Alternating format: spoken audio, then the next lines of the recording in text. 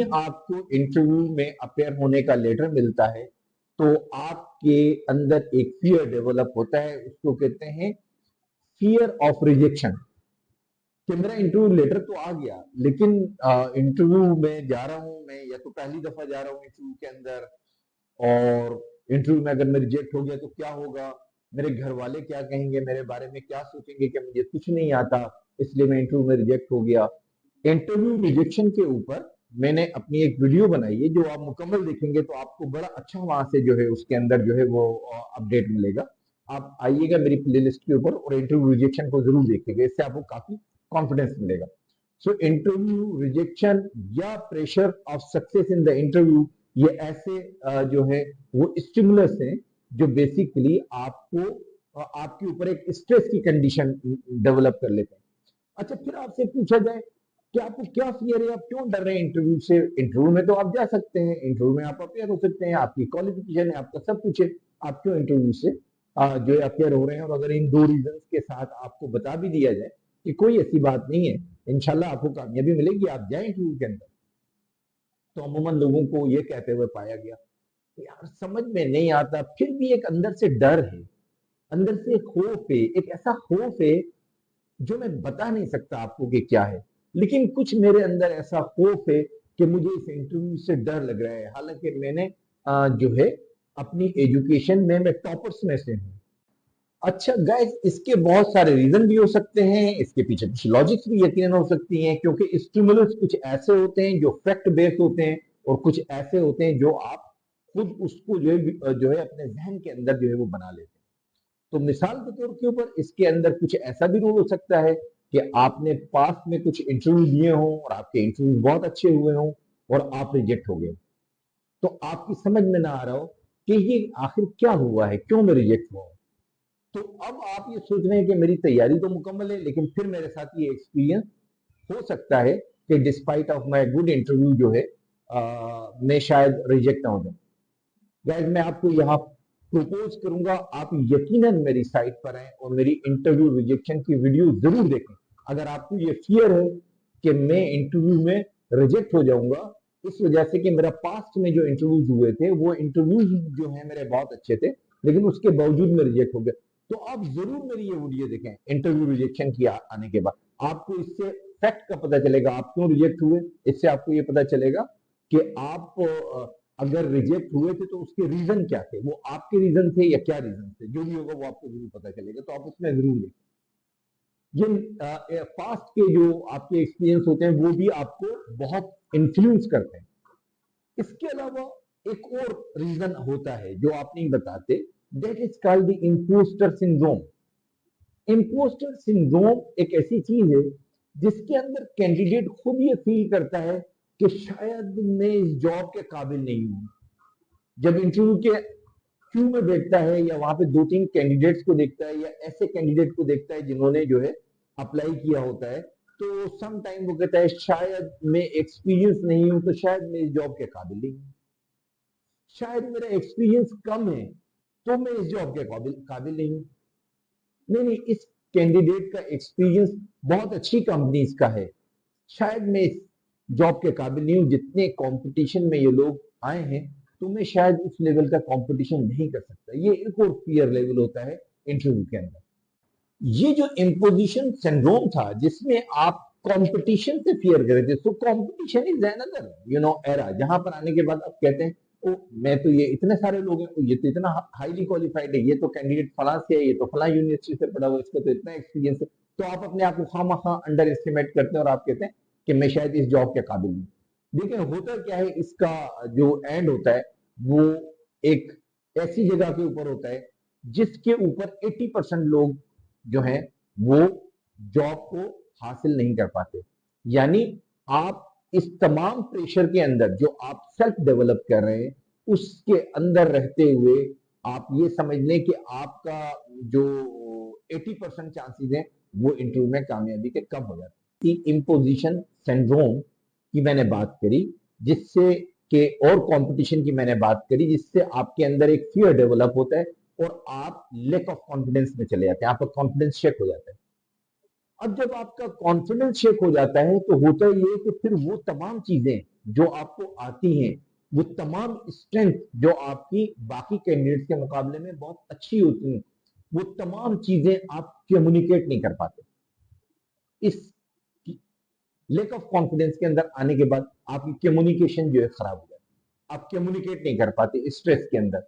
और जब आप कम्युनिकेट नहीं कर पाते तो एक डेटा ये बताता है कि इंटरव्यू के अंदर 80% लोग ऐसे होते हैं जो कम्युनिकेशन की वजह से सिलेक्ट नहीं हो पाते, हालांकि उनकी बड़ी डिग्रीज होती है, वो एमबीए भी होते हैं, आईसीएमए भी होते हैं, वो बड़े बड़े क्वालिफाइड इंजीनियर्स, नर्स और डॉक्टर्स भी होते हैं, लेकिन इसके बावजूद भी वो इंटरव्यू को क्वालिफाई नहीं कर पाते। तो 80% लोग जो है रिजेक्ट होते हैं, और 20% लोग इस वजह से रिजेक्ट हो जाते हैं कि उनकी जॉब स्टेबिलिटी नहीं होती, उनके पास अपनी जॉब के बारे में इतनी नॉलेज नहीं होती, या वो बहुत ज्यादा फ्लेक्सिबल नहीं होते उस जॉब के लिए। तो 20% कैंडिडेट इस वजह से होते हैं। तो अब आप अंदाजा लगा लें कि कम्युनिकेशन का कितना बड़ा रोल है। कम्युनिकेशन के ऊपर भी मेरी कई वीडियोस जो हैं, आप मेरी प्लेलिस्ट में आए, कम्युनिकेशन के ऊपर देखें ताकि आपको कम्युनिकेशन का एक अंदाजा हो। गाइस, हमें ये सोचना है कि किसी भी सिचुएशन में आपको फियर आता तो, now we are moving towards the remedy कि क्यों आता है हमें फियर। नंबर एक बात, आप जब एग्जाम में जाते हैं और आपकी प्रिपरेशन पूरी नहीं होती तो आपको फियर आता है कि पता नहीं कहां से क्वेश्चन आ जाएगा। मैंने तो एक चैप्टर की तैयारी करी है, मुझे तो 4 चैप्टर की करना थी, लेकिन मुझे एक चैप्टर के अंदर से कहां से क्वेश्चन आएगा, पता नहीं ये इन्विजिलेटर कहां से मुझसे क्वेश्चन पूछ लेगा। तो लेक ऑफ नॉलेज या इनकम्प्लीट प्रिपरेशन जो है वो एक बहुत बड़ा फियर डेवलप करती है। तो प्रिपरेशन जो है, हमने देखा कि हमारी लेक ऑफ प्रिपरेशन थी या हमारी प्रिपरेशन नहीं थी, हम इस सिचुएशन और इस नॉलेज के मुताबिक जो है प्रिपेयर नहीं थे, इसलिए हमारे ऊपर स्ट्रेस आ रहा है। दो किस्म की अप्रोचेज आपको अप्लाई करना होगी। एक वो अप्रोच होगी जो कि थ्योरेटिकल होगी और जो आपकी प्रिपरेशन से रिलेटेड होगी, और एक अप्रोच होगी आपकी psychotherapy, self psychotherapy. Self psychotherapy एक ऐसी रेमेडी है जो इंसान को किसी भी सिचुएशन से निकालती है, और ये कामयाब लोगों की दलील होती है, क्योंकि हर इंसान, उसके ऊपर टफ टाइम आता है, उसके ऊपर हॉट टाइम आता है, लेकिन वो लोग जो अपनी सेल्फ थेरेपी करते हैं और अपने आप अपनी करेज को मेंटेन रखते हैं, वो कामयाब हो जाते हैं। और जो इस एक्सरसाइज में नहीं आते, वो वन साइडेड प्रेशर में आके अपने आप को लूज कर देते हैं। तो गाइस, इसमें जो अगर हम चलें, आपका पहला था कि प्रेशर टू सक्सीड। ये एक ऐसा सवाल होता है कि लोग कहते हैं कि भाई ये तो अगर मैं नहीं हुआ तो क्या होगा। तो ये जरूरी नहीं है किसी भी इंसान के लिए जो पहले इंटरव्यू में कामयाब हो जाए। इंटरव्यू में दो चीजें होती हैं, नंबर एक, आप अपने पोटेंशियल को मैच करते हैं, नंबर सेकंड, जो आपका इंटरव्यूअर होता है वो अपनी ऑर्गेनाइजेशन की रिक्वायरमेंट को देखता है। अगर ये दोनों चीजें कहीं नहीं मिली तो कोई बात नहीं, आपका एक एक्सपीरियंस हो जाता है, आप इस इंटरव्यू में बहुत सारी चीजें सीख लेते हैं, आप बैठना सीखते हैं, कम्युनिकेशन सीखते हैं, आप कंट्रोलिंग सीखते हैं, आप अपना ह्यूमन इंटरेक्शन के साथ फियर निकालते हैं, आप इंटरव्यू कल्चर और इन तमाम चीजों को सीखते हैं। अपने इंटरव्यूज के बारे में बहुत सारे लोगों को ना बताएं, अपने सोशल सर्किल में ना बताएं। ये गलती होती है जो लोग अमूमन करते हैं कि जो ही इंटरव्यू कॉल है किसी अच्छी कंपनी से, वो अपने दोस्तों को, अपने रिलेटिव्स को, अपने टीचर को, पूरी दुनिया को बता देते हैं कि मुझे ये लेटर मिल गया, और फिर उन पे ये स्ट्रेस शुरू होता है कि अगर मैं नहीं सिलेक्ट हुआ तो क्या होगा। अब मैं ये सारे लोग मुझसे पूछेंगे कि आप सिलेक्ट क्यों नहीं हुए। सो इसलिए आप अपने इंटरव्यू को कॉन्फिडेंशियल रखें, अपने तक महदूद रखें, ताकि आप तैयारी कर सकें, ताकि आपके जहन से ये फियर खत्म हो जाए कि मैंने बहुत सारे लोगों को जवाब देना है, बल्कि आपके जहन के अंदर ये होना चाहिए कि इस इंटरव्यू में मैंने जाना है और मैंने बताना है दुनिया को कि मैं क्या हूं, व्हाट आई एम बेसिकली। मैंने ये बताना है, मैंने ये बताना है कि अगर आप मुझे सिलेक्ट नहीं करेंगे तो you will lose a very good candidate. मैंने उसको कन्विंस करना है, और उसके बाद आपको ये फियर नहीं है कि मैंने आके लोगों को बताना कि क्या हुआ और क्या नहीं हुआ। So never advertise your interview letter और एनी इंटरव्यू जहां पर आप अपेयर हुए। इस तरीके से पहले मरहले के ऊपर आप कामयाब हो जाएंगे। अब इस चीज को समझने की कोशिश करें, ये जो आपके ऊपर एक अननोन फियर था, ये कुछ भी नहीं है। ये उन तमाम फियर्स और थ्रेट्स और चैलेंजेस जो आप महसूस कर रहे हैं, उसका सोल्यूशन ना होने की वजह से एक ऐसा फियर आपके अंदर डेवलप हो रहा है जिसको आप एक्सप्रेस नहीं कर सकते, आप वर्ड नहीं दे सकते। सो ये क्या है, इसको तो आप एक एक एक अपने एक ही, जब आप अपने साथ सेल्फ कोचिंग करेंगे तो एक ही कोचिंग के अंदर आप उड़ा देंगे इसको। आप कहेंगे ये तो कोई है, तुम्हारा तो कोई वजूद नहीं है, तुम तो साइड में बैठो ना। And when you will start your preparation, तो preparation will give you the confidence. ठीक है, प्रिपरेशन के ऊपर, इंटरव्यू प्रिपरेशन के ऊपर मेरी एक वीडियो है, उसको जरूर देखिएगा। उसमें हमने अ, बताया है कि इंटरव्यू प्रिपरेशन आपने किस तरीके से करनी है, तो वो आपको हेल्प करेगी आपके इंटरव्यू के अंदर प्रिपेयर करने के लिए। ठीक है, तो आपको डरने की बिल्कुल जरूरत नहीं है। अब आपकी प्रिपरेशन स्टार्ट हो गई, पहले आपको नहीं पता था, आप चीजों से एक पॉइंट नहीं थे, अब आपकी प्रिपरेशन स्टार्ट हो गई और आप एक बेहतर प्रिपरेशन के साथ इंटरव्यू में अपेयर होंगे। और जो पास था उसको जहन से निकाल दें। ये जो आपके जहन में ख्याल आते हैं, पिछले इंटरव्यू में गया था तो वो नहीं हो सका, उस इंटरव्यू में गया था तो मैं नहीं हो सका, वहां पे गया था तो फलाने शख्स की सोर्स लग गई थी, यहाँ पे इस बंदे ने सिफारिश कर दी थी, मेरा नहीं हो सका, अब तो मेरे पास कोई सिफारिश नहीं है। नो, ऐसा कोई भी सिस्टम नहीं है। It could be happen once और twice in a career, that is a normal. ठीक है, नॉर्मल तरीके से जो है वो इस तरह होता है दुनिया में। नेगेटिव जो इफेक्ट होते हैं वो भी चीजों के ऊपर आते हैं, तो आपको इससे घबराने की जरूरत नहीं। आप तैयारी करें अपनी, क्योंकि आपने जाना है मेरिट पे।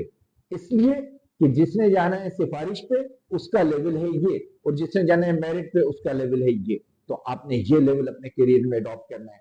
डोंट गेट एनी फियर कि कोई आपके पास सिफारिश आएगी।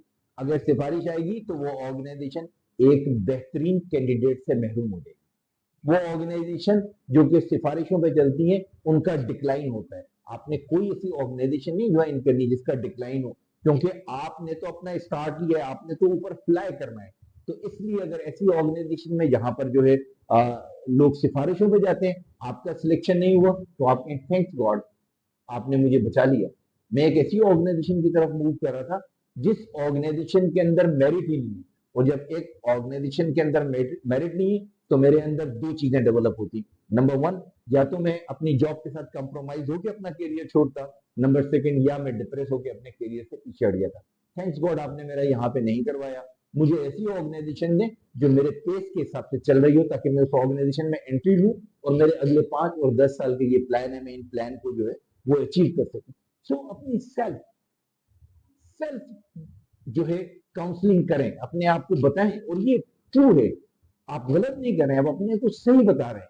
क्योंकि अभी तक आप सिर्फ एक रास्ता देख रहे थे, आपका जहन आपको एक रास्ता दिखा रहा था कि अगर नहीं हुआ तो। इस तो के पीछे था फियर। अब इस तो के पीछे क्या है? अब इस तो के पीछे है रीजन।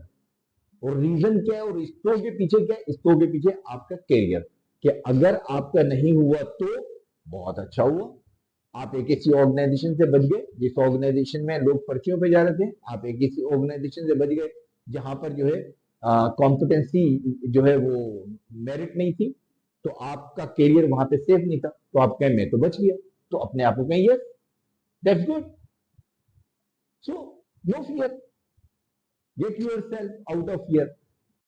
अब आपका इम्पोजिशन सिंड्रोम है, ये मैं तो इस जॉब के काबिल नहीं हूँ, ये तो 5 साल का एक्सपीरियंस बंदा है, ये तो 10 साल का एक्सपीरियंस, इन्होंने तो 5 साल का एक्सपीरियंस मांगा था, मेरा तो 3 साल का एक्सपीरियंस है। इन्होंने तो 3 साल का एक्सपीरियंस मांगा था और मेरा तो सिर्फ, मैं तो अभी कोई 6 महीने पुराना हूँ, तो मेरा तो कोई एक्सपीरियंस नहीं है। तो मैं किस तरीके से इन लोगों से कॉम्पीट करूंगा? So this is called the imposition syndrome. आप इस सिंड्रोम के अंदर है। और ये क्या करता है सिंड्रोम? आपके अंदर एक ऐसा फियर डेवलप करवाता है जिससे आपका करेज लेवल खत्म होता है, जिससे आपका जो इनिशिएटिव है वो खत्म होते हैं। ठीक है, तो ये बहुत जरूरी है कि आप अपनी जो कैपेबिलिटीज हैं उसके ऊपर कॉन्फिडेंस में रहें, कि अगर मैं फ्रेश हूं तो मेरे पास ये प्लान है, अगर मैं फ्रेश हूं तो मैं एनर्जेटिक हूं, अगर मैं फ्रेश हूं तो कोई बात नहीं, I am theoretically very strong. अगर मैं फ्रेश हूं तो, अगर इनको सिर्फ एक्सपीरियंस कैंडिडेट ही चाहिए होते तो ये क्लियर लिखते एडवर्टाइजमेंट के अंदर के we do not require any candidate less than 5 years, तो फिर मैं 3 ईयर्स तक भी जो है क्वालिफाई नहीं कर सकता। अगर इन्होंने लिखा है क्योंकि up to 3 years, up to 5 years, तो it mean from 0 to up to 3 years.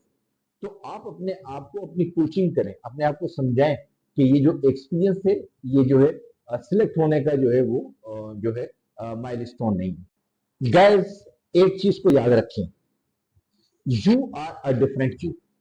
आप एक बिल्कुल डिफरेंट किस्म का इंसान है।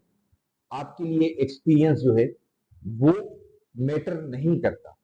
आपके लिए क्वालिफिकेशन, कॉलेजेस, पर्चियां ये मैटर नहीं करती, क्योंकि आप एक कमिटेड जो लोग इस प्रोफाइल में होते हैं वो एक कमिटेड लोग होते हैं और उनको सिर्फ स्टेप रखने की जगह चाहिए होती है।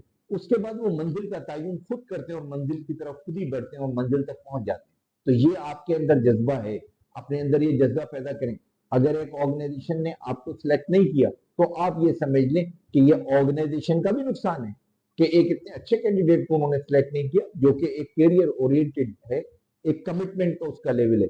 तो इसलिए आप किसी भी लेवल के ऊपर अपने आप को ये फील ना करें और ना फील होने दें कि आप किसी भी कैंडिडेट के मुकाबले में कम है। आप हमेशा ये रखें, I am a different you and my destination is this in next coming 5 years और 10 years। ठीक है, अपने अपने इंटरव्यू को प्लान करें, प्रिपरेशन जरूर करें। बगैर तैयारी के कोई चीज भी मुमकिन नहीं है। जितनी ज्यादा और अच्छी आप तैयारी करेंगे उतनी ही अच्छा आपका इंटरव्यू होगा। मेरी इंटरव्यूज की वीडियोस को जरूर देखें। इससे आपको न सिर्फ ये कि मोटिवेशन मिलेगा, आपको डायरेक्शन मिलेगी कि किस तरीके से तैयारी करनी है और आपको ये जो है गाइडलाइन मिलेगी कि किस तरीके के सवाल होते हैं। इंटरव्यूज के बारे में मेरी कुछ वीडियोज हैं जिनके अंदर इंटरव्यू क्वेश्चंस के बारे में मैंने बताया, उनको जरूर देखें, वो आपको हेल्प आउट करेगी। तो गाइज, उम्मीद है आज की वीडियो आपको पसंद आई होगी।